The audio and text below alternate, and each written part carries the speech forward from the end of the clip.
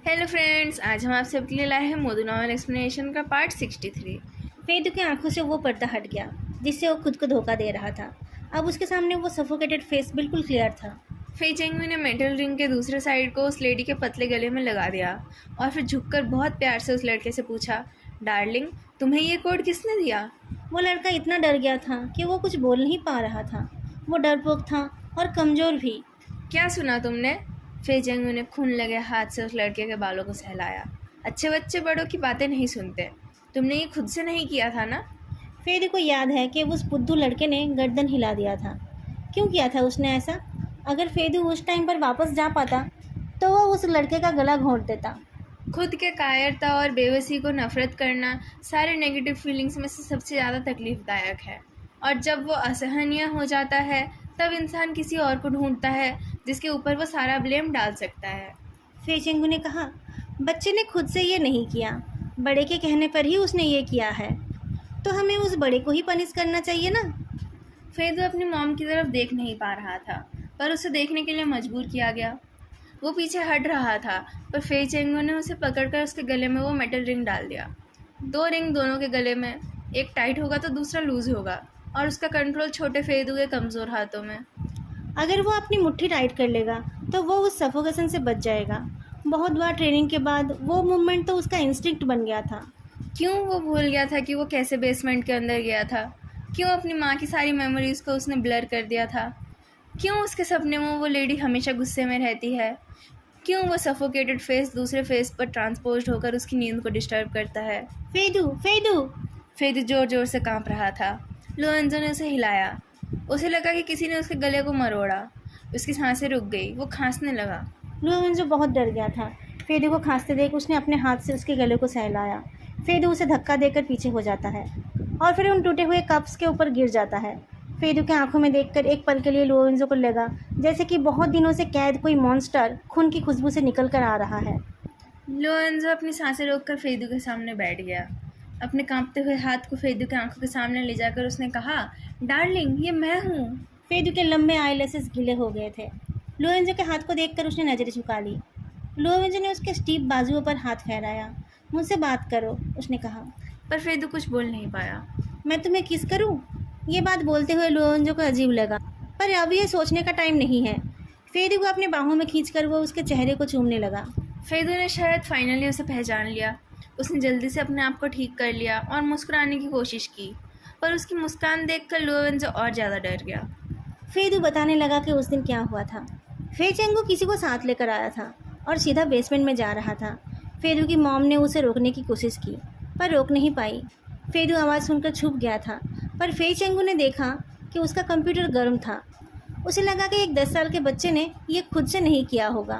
फेदू अपना गला पकड़कर बोलता है, उसके पेट ने बाहर वाले के सामने रिवेल किया था। वो बहुत गुस्सा हो गया था। उसने मॉम को लगभग मार ही दिया था। बाहर वाले के सामने और तुम्हारे सामने भी?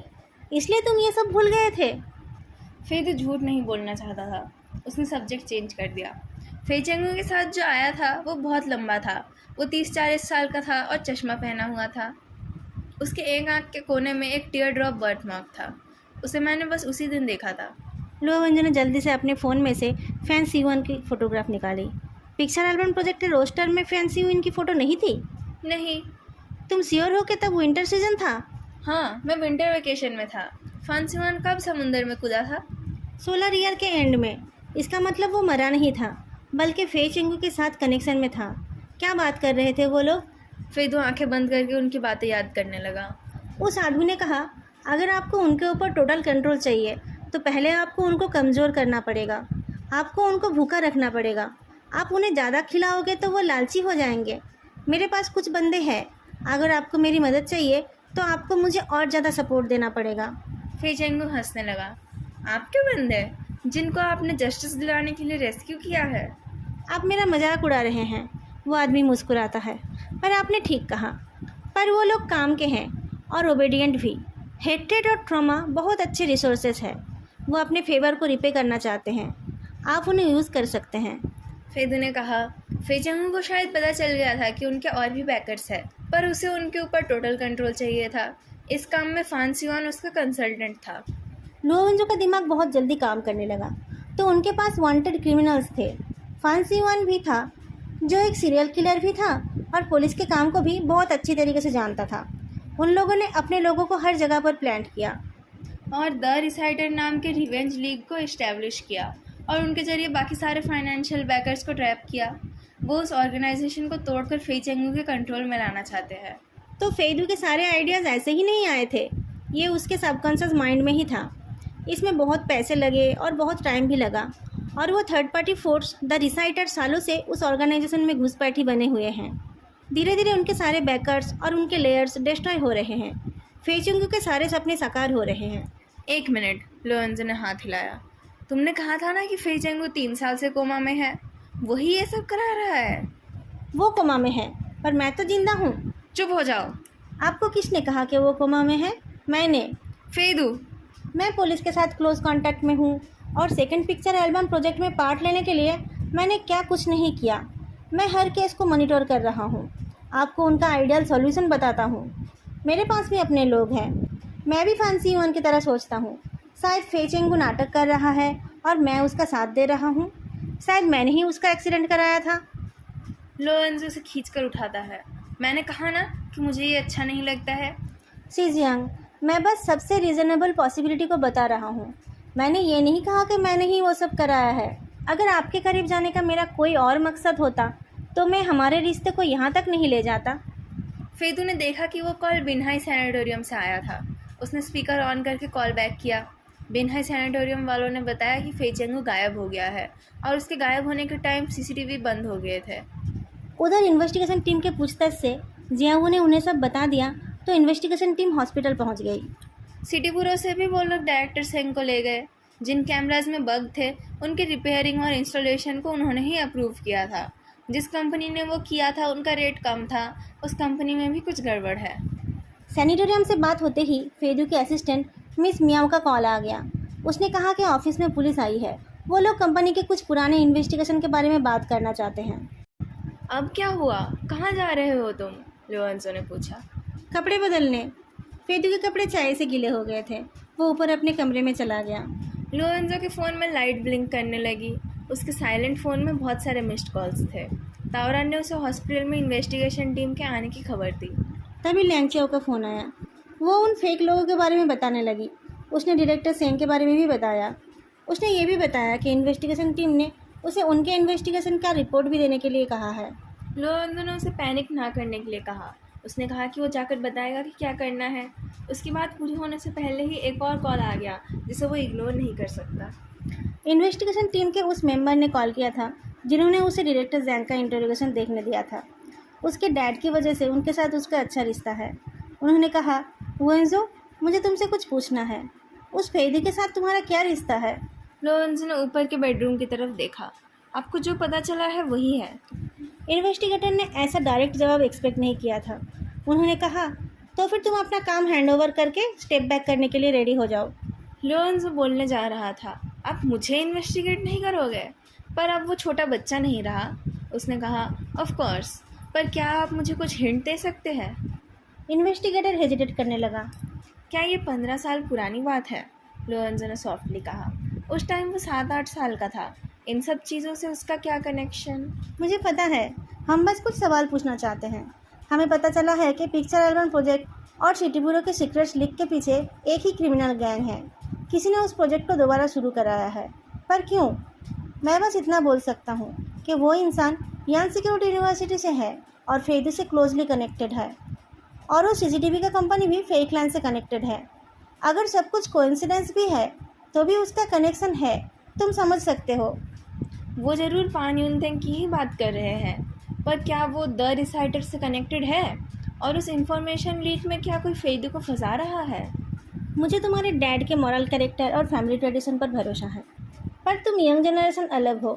तुम लोगों को बाहर देशों से नए आइडियाज़ मिलते हैं। इन्वेस्टिगेटर ने कहा, तुम मुझे अंकल बुलाते थे, इसलिए मैं तुम्हें कुछ कहना चाहता हूँ। तुम अब बच्चे नहीं हो, तुम्हें सही गलत पता होना चाहिए। मिडल एज लोग सब कुछ खुल्लम खुल्ला नहीं बोलते हैं, पर उनकी पोलाइटनेस के बाद भी उनकी बातें लोरेंजो के कान में तकलीफ़ दे रही थी। वो प्रोटेस्ट करना चाहता था, पर गुस्से से कभी कुछ सॉल्व नहीं हुआ है, ये वो जानता है। फेदू ऊपर से उतर कर आया। उसका डार्क ग्रे कोट साफ और कड़क है। सॉफ्ट स्कार्फ की जगह पर उसने अब एक रिस्ट वॉच पहन ली है। उसके आंखों की रिमलेस ग्लास उसकी नज़र को छुपा रही है। कपड़े बदलने के साथ साथ उसने अपने आप को भी एक एरोगेंट इंसान में बदल लिया है। मैं वहाँ जा रहा हूँ। लुओवेंजो ने उसकी कलाई पकड़ ली। नर्वस मत होइए, मैंने जो सोचा था ये उससे अच्छा है। फे चेंगू में कोई जान नहीं थी, वो खुद कहीं नहीं गया होगा। उसका गायब होना मेरे लिए अच्छी बात है, इसका मतलब कोई मुझे बचा रहा है। उसके कोमा में रहने पर सारा शक मुझ पर ही आता, पर उसका कोई अता पता नहीं और मैं खुद इन्वेस्टिगेशन में कोऑपरेट करने जा रहा हूँ। लुओवेंजो की आंखें लाल हो गए थे। फे चेंगू के ऐसे हाल के बाद फान सिवान ही अकेला ये सब कर रहा होगा। अब जब उस ऑर्गेनाइजेशन के पास जेंग काइफेंग और वे जांगहोंग नहीं है, तब वो मेरे पीछे ही छुपना चाहेंगे। फे चेंगू का एक्सीडेंट होने के बाद ही लाओ यांग की मौत हुई थी। कहीं ऐसा तो नहीं कि ऑर्गेनाइजेशन को द रिसाइटर के लोगों के बारे में पता चल गया है? पर द रिसाइटर को जड़ से निकालना आसान नहीं होगा। फिर वो अपना फ़ोन निकाल कर लुओवेंजो के हाथ में देता है। आप मेरे बंदे को यूज़ कर सकते हैं। आपको कोई भी काम कराना हो, लूजी आपकी मदद करेगा। वो आपका आभारी है। अभी वो जो भाईजिन के साथ है, क्योंकि उसकी जान खतरे में है। उसके साथ कुछ नहीं होना चाहिए। आपको उसे प्रोटेक्ट करना ही पड़ेगा। लोरेंजो ने फेदू का फ़ोन और उसका हाथ टाइटली पकड़ रखा था।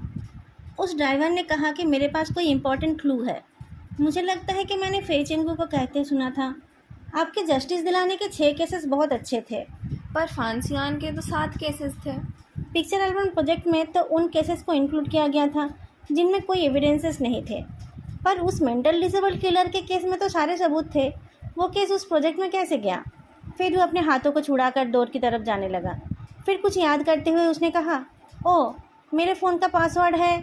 लोरेंजो ने एब्सेंट माइंडेडली कहा, वो डेट जिस दिन तुम्हें तुम्हारी माँ की डेड बॉडी मिली थी। फिर चलते चलते रुक गया। उसका एक्सप्रेशन थोड़ा बदल गया। लाइट उसके पीछे थी तो ठीक से पता नहीं चला कि वो मुस्कुरा रहा है या नहीं। उसने कहा, नहीं, ये वो डेट है जिस दिन मैं आपसे पहली बार मिला था। डायरेक्टर जंग बाहर निकल रहे थे तो उन्होंने एक यंग मैन को कार से उतरते देखा। उसका चेहरा थोड़ा फेमिलियर सा था। चश्मे के पीछे उसकी आंखें ठीक से दिखाई नहीं दे रही थी। उसके चेहरे पर एक अस्पष्ट मुस्कान थी। एक बुजुर्ग से आदमी एक छोटा सा सेडान लेकर डायरेक्टर जैंग को लेने आए थे। उस आदमी के कपड़ों से ही पता चल रहा था कि वह अमीर और रिस्पेक्टेड है। जैंग चुनजू ड्राइवर के सीट में बैठे तो उनके बड़े भाई जैंग चुनलिंग पीछे पैसेंजर सीट पर जाकर बैठे। कुछ दूर जाने के बाद जैंग चुनजियो ने कहा, सब ठीक है, मैं बस कुछ दिनों तक बाहर नहीं जा सकता। अगर मुझ पर अभी भी शक होता तो वो लोग मुझे नहीं छोड़ते।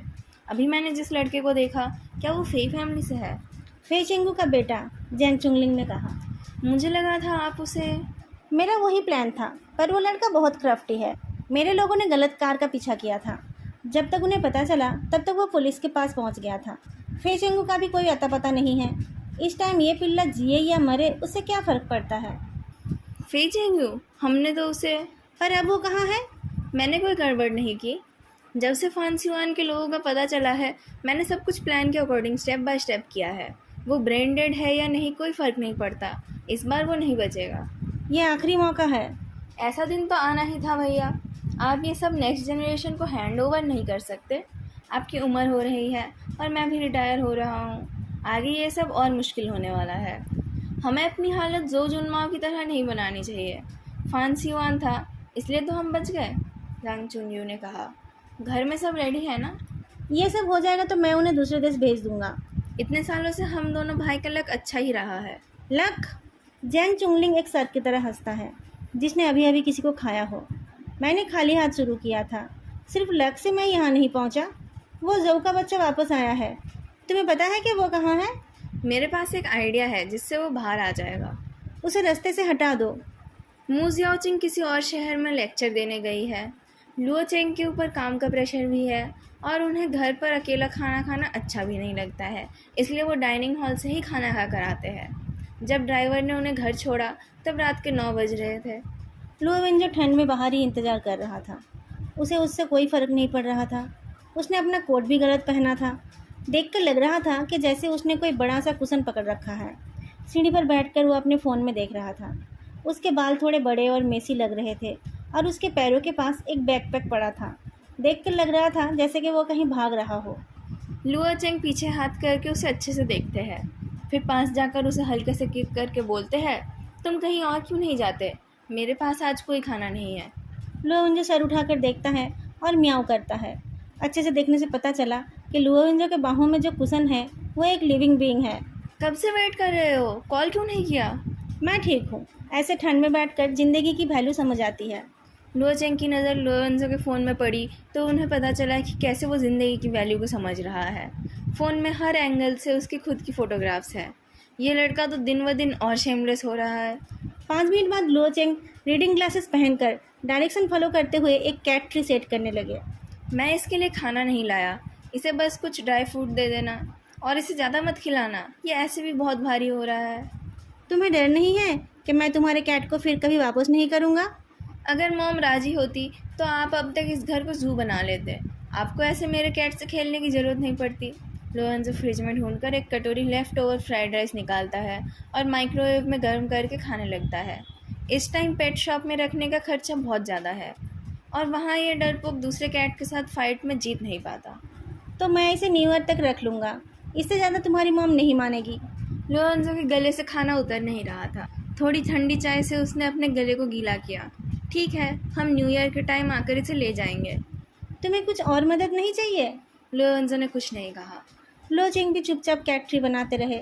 लो ईगो भी फाइनली उठकर उस कैट ट्री को देखने गया। डैड, क्या आपको मेरे बारे में बहुत गॉसिप सुनना पड़ता है? क्या तुम डिपेंड करने आए हो? लोरेंजो आकर अपने डैड के पास बैठा। आपने कभी मुझसे कुछ नहीं कहा। अगर मैं कुछ बोलता तो तुम सुनते? लोरेंजो सोचकर बोलता है, नहीं सुनता। वैसे भी फेदू मेरा है। थोड़ी देर चुप रहने के बाद लो चेंग मुस्कुराते हैं। तुम किसके साथ रहोगे उसके लिए भी अगर तुम्हें मेरी परमिशन चाहिए तो फिर तुम्हारे बड़े होने का क्या मतलब है? लोग कुछ भी बोल सकते हैं पर मेरे सामने कुछ बोलने की उनकी हिम्मत नहीं है। उनके रिक्वायरमेंट बहुत बड़े होंगे पर मुझे लगता है कि तुम कर लोगे। अब तुम थोड़े समझदार बन गए हो। लोरेंजो सोच रहा था कि पता नहीं उसके डैड क्या बोलने वाले हैं। जब से उसमें जवानी आने लगी थी तब से उसने एक ऐसा रास्ता लिया था जिसे कोई भी अच्छी नज़र से नहीं देखता है, पर अपने उस पहचान के लिए उसने बाकी सब कुछ दांव में रख दिया था। ऐसे तो वो कभी अपनी गलती मानता नहीं है, पर उसे अपने आप पर भरोसा कम था। उसे लगता था कि बड़ों के प्रोटेक्शन से बाहर जाकर वो शायद कोई काम ठीक से कर नहीं पाएगा। अपने घर से अपने बिल्ले को लेकर जब वो अपने पेरेंट्स के घर आया था तब उसके पैर चल नहीं रहे थे। उसके डैड ने अभी अभी जो कहा वो कोई तारीफ तो नहीं है पर उससे उसका डर चला गया। वो उठकर जाने के लिए तैयार हो गया। रुको, तुम्हें मुझसे कुछ नहीं। लुओविंजो जूते पहनने लगा। जब मैंने पुलिस ज्वाइन किया था तब आपने कहा था ना कि जो रास्ता मैंने चुना है उस पर मुझे ही चलना है। बाद में कुछ होता है तो उससे आपको मतलब नहीं है। अब आप इतने सॉफ्ट क्यों हो रहे हो? जो मर्जी करो, लो चेंग ने कहा। लुओविंजो 2 बार कूदता है, फिर फेदू का फ़ोन उठाकर किस करता है और कोट का हुड लगाकर निकल जाता है। उस टाइम यांग सर को लगा था कि वो सब कुछ हैंडल नहीं कर पाएगा। अगर कुछ साल पहले से वो थोड़ा सेंसिबल होकर सीनियर्स की मदद करता तो शायद आज उसकी शीनियांग इस जगह पर आकर नहीं पहुंचती। पर एटलीस्ट अब भी उसके पास फेदू है और उसके ब्रदर्स है और पिछले जनरेशन का इंजस्टिस है। अब जब उसके डैड ने भी कह दिया है कि वो समझदार बन गया है तब उसे तो समझदारी दिखानी ही है। उसने लूजिया को कॉल करके पूछा कि वो कहाँ है। लूजिया और ज़ो हुआजिन उस जगह पर गए थे जहाँ यांगो और उसकी माँ रहती थी। गेट पर जो कन्वीनियंस स्टोर था वहाँ कुछ सामान खरीद कर लूजिया उसके कैशियर से बात करने लगा। उससे उसे पता चला कि उस एस्टेट में 3 लेयर्स पर 24 घंटे सिक्योरिटी लगी रहती है। वहाँ बस महंगी गाड़ियाँ ही जा सकती हैं। उस एस्टेट को लोग केप्ट ओमेंस टावर बोलते हैं। वहाँ का प्रॉपर्टी मैनेजमेंट फीस और रेंट भी बहुत ज़्यादा है। ज़ो हुआजिन ने बताया कि उस जगह पर यांगो की माँ एक प्राइवेट किचन रेस्टोरेंट चलाती थी। वहाँ पर एक ही टेबल बुक किया जा सकता था और खाना भी खुद बना सकते थे। टेबल पहले से बुक करना पड़ता था। महीने में 1-2 बार टेबल बुक होने से ही यांगो की माँ का चल जाता था। ज़ो हुआजिन ने वहाँ टेबल बुक करने की कोशिश की थी पर उसे अपॉइंटमेंट नहीं मिली। जेंग काइफिंग वहाँ रेगुलरली आया करता था। ज़ो हुआजिन उस औरत की फ़ोटो देखता है। वो कभी भी खूबसूरत नहीं थी और उम्र बढ़ जाने पर तो वो और ऑर्डिनरी बन गई। वो जेंग काइफिंग की टेस्ट की नहीं थी। लूजिया ज़ो हुआजिन को कार में बैठने का इशारा करता है। वो बीमारी से मर गई थी जिस टाइम ज़ो जुनमाओ को मारने की प्लानिंग चल रही थी उस टाइम। अगर वो जेंग काइफिंग का इलीगल बेटा नहीं है तो कोई कांटेक्ट होगा। प्रेसिडेंट फे कह रहे थे कि शायद जेंग काइफिंग सू हुई के ज़रिए यहाँ के लोगों से कांटेक्ट रखता था, पर वो तो जल्दी मर गई थी। तो क्या यांगो की माँ ही वो कांटेक्ट थी? आप बोल रहे हो कि यांगबो को पास रखकर वो लोग उसकी माँ पर कंट्रोल रखते थे? उस औरत के हाथ कुछ तो था, नहीं तो नाजायज़ बच्चे के उम्र होने के बाद भी वो लोग चुपचाप उसे टॉलरेट क्यों करते थे? लूजिया ने ड्राइव करते हुए कहा। उस औरत के मरने के बाद ही उस फेक डिलीवरी पर्सन ने काम शुरू किया था, पर उसमें क्या स्पेशल बात थी? लूजिया बोलते बोलते चुप हो गया। थोड़ी देर बाद उसने कहा, मिस्टर जो, आपने वो बुलेट प्रूफ वेस्ट पहना है ना? क्या हुआ? क्या वो लोग? जो हुआजुन इधर उधर देखने लगा। इधर उधर मत देखिए, वो ब्लैक सीडन हमें फॉलो कर रही है। वो कुछ भी कर सकते हैं। अगर मैं उनसे पीछा नहीं छुड़ा पाया तो मैं आपको होटल नहीं ले जा पाऊँगा। आप सीट बेल्ट लगा लीजिए। ब्लैक सेरन को पता चल गया था कि वो इन लोगों की नज़र में आ गई है। वो खुल्लम खुल्ला इनका पीछा करने लगी। स्प्रिंग फेस्टिवल आने वाला है। ऐसे रात में यान सिटी के रास्ते खाली ही है। लूजिया उस लग्जरी कार को ऐसे चलाने लगा जैसे कि वो कोई फार्मूला 1 कार हो। जोहुआजिन ने डर कर हैंड होल्ड पकड़ लिया। तभी उल्टे साइड से एक वाइट सीडन ने अपनी डिस्टेंस लाइट जला ली। उस लाइट से आंखें खुली रखना भी मुश्किल था। पीछे से वो ब्लैक सीडन भी तेज़ी से उनकी तरफ आ रही थी। लूजिया ने कार की स्पीड तेज कर दी। जोहुआजिन ने आंखें बंद कर ली। उसे एक तेज आवाज़ सुनाई दी और दीवार पर आईने के घिसने की आवाज़ आई। लूजिया ने एक बाइसाइकिल को हवा में उड़ाते हुए एक नैरो गली में कार को मोड़ लिया था। ब्लैक सीडन और वाइट सीडन उतनी जल्दी रिएक्ट नहीं कर पाए थे। दोनों एक दूसरे से टकरा गए और उनके एक्सप्लोजन से रात का आसमान चमक उठा था। लूजिया को देखकर जोहुआजिन को लगा कि जैसे उस मोटे बॉडी के अंदर एक स्टाइलिश सीक्रेट एजेंट छुपा हुआ है। लूजिया ने सिगरेट जलाकर पूछा, अभी तो बस शुरुआत है, क्या आप इसे झेल पाएंगे? जोहुआजिन तेजी से सांस लेता है। इसका मतलब है कि जो सब मुझे पता चला है वो सारी इम्पोर्टेंट इन्फॉर्मेशन है। फिर वो मुस्कुराकर बोलता है, मेरे दिमाग से एक बोझ उतर गया। दोस्तों, आज का पार्ट मैं यही ख़त्म कर रही हूँ। आप लोगों को आज का पार्ट कैसा लगा बताना मत भूलना, और वीडियो को लाइक करना भी मत भूलना। आप लोगों ने अगर अभी तक चैनल को सब्सक्राइब नहीं किया है तो चैनल को सब्सक्राइब भी कर लेना। फिर मिलेंगे नेक्स्ट पार्ट में। तब तक के लिए बाय।